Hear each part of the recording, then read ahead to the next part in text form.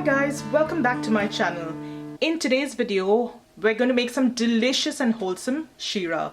Sheera is a sweet dish made out of semolina, mildly flavored with cardamom, and is great as an after-school snack or even for a hot breakfast. Sheera has been a very highly requested recipe here on the channel, and I really hope you enjoy it as much as we do. I have very fond memories of this from my childhood. This was an absolute treat, and whenever my grandmother made this for us, no matter what kind of day we had in school, this would perk us right up. And the recipe is a really simple one. Now before we go on to the recipe, if you're new here and you haven't done so already, please subscribe to my channel, and once you do, click on that little bell icon so that you get notified every time I upload a new video. Alright, let's go ahead and take a look at today's Sheera recipe. To make our Sheera today, you're just going to need a few very basic pantry staples. I've got half a cup of semolina or rava.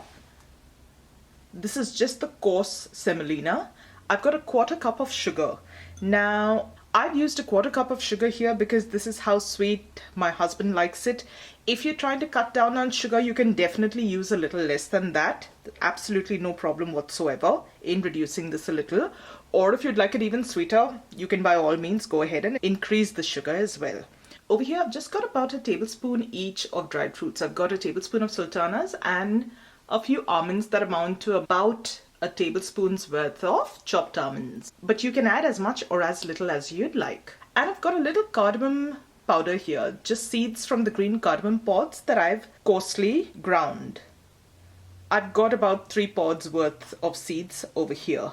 Now in addition to this, you're going to need some clarified butter or ghee. Today, we're using hot water as the liquid to cook up our semolina. Now if you're serving this to children, or even if you're eating it yourselves, semolina by itself is very nourishing.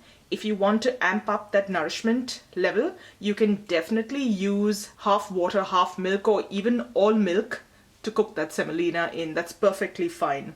Now growing up, when my grandmother and mother made this for us, it was always made using milk rather than water.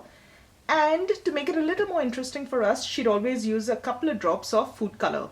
I'm leaving out the food color today, but feel free to go ahead and add a dash of food coloring if you'd like to. Alright, now with all that said, let's go over to the stovetop and get this started. Before we start, I would strongly recommend getting everything ready and measured out. Do a little prep work like I've done here, because this process goes fairly quickly and you really won't have the time to scramble around getting things organized while your Sheera is cooking. I've also got some hot water going up. I've just boiled off some water in a kettle right now. I'm using a 1:3, so I've got half a cup of semolina, I've got 1.5 cup of hot water, and you want to keep that ready and on hand for when you start the cooking process.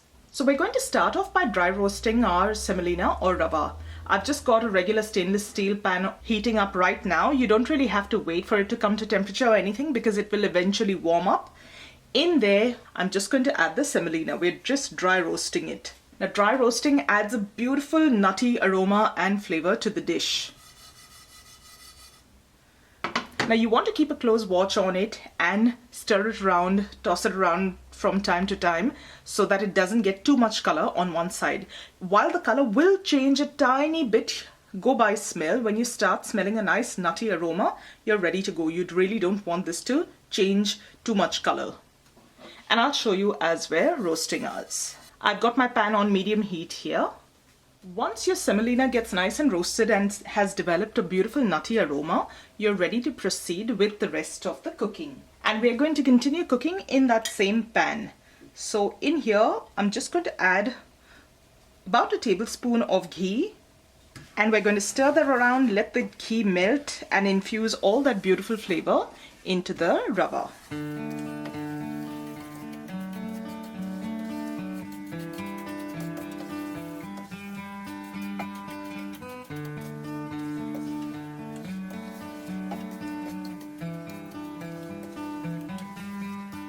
You're going to let this roast off just for a little while, probably even under a minute, till that ghee is nice and hot and that rava has absorbed all that flavor and goodness of the ghee. Now from here on, things move really fast. So with that heat still on, you're going to add your hot water.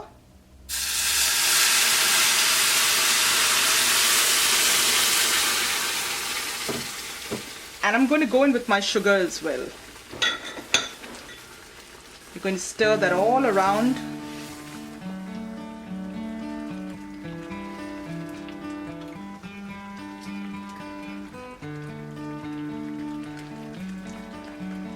I've got a medium heat going at this point, and make sure that you continue to stir while this cooks.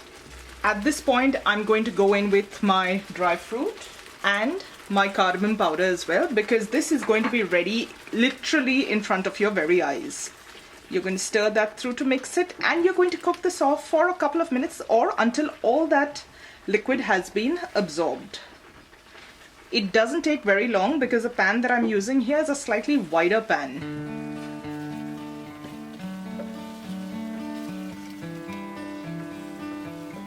If you're using food color, I would recommend putting it in at this stage itself.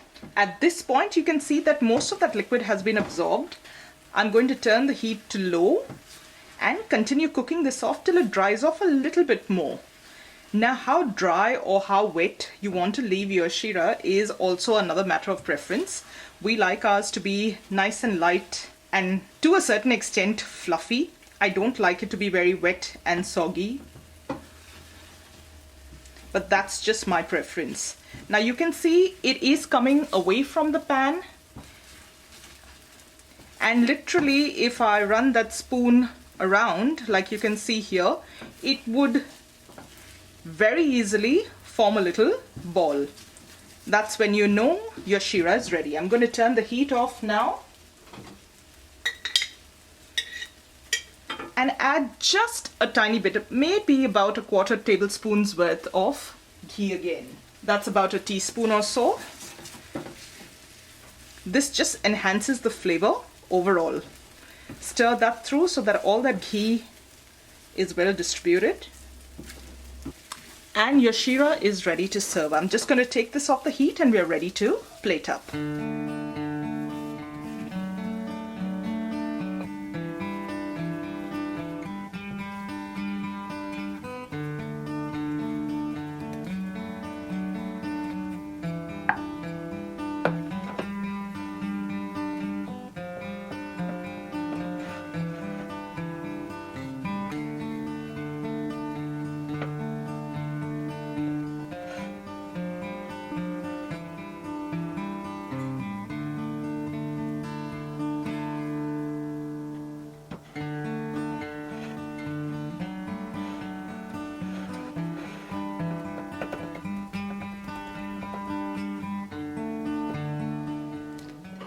Now, if you'd like, you can do what I've done. Serve it up on a plate like this. Just tidy up the edges.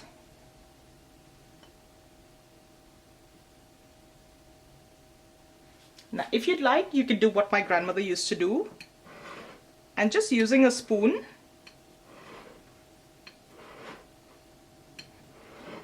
she'd make little scallops all around the edge. She'd actually go one step ahead and carve our initials into the center, but my brother and I both share the same first initial. So you can see how that got a little confusing really fast.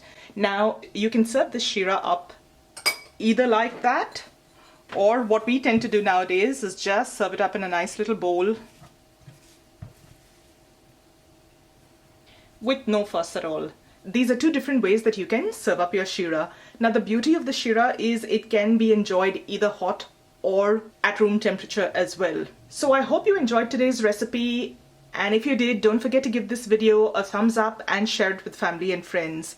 I hope you have the opportunity to try this recipe out really soon. If you do, don't forget to leave me a comment. Let me know what you thought of it. It's a very simple, very humble recipe, but tastes absolutely delicious. Thank you so much for joining me today. I'm going to see you really soon with another delicious recipe. So till then, take care. Bye.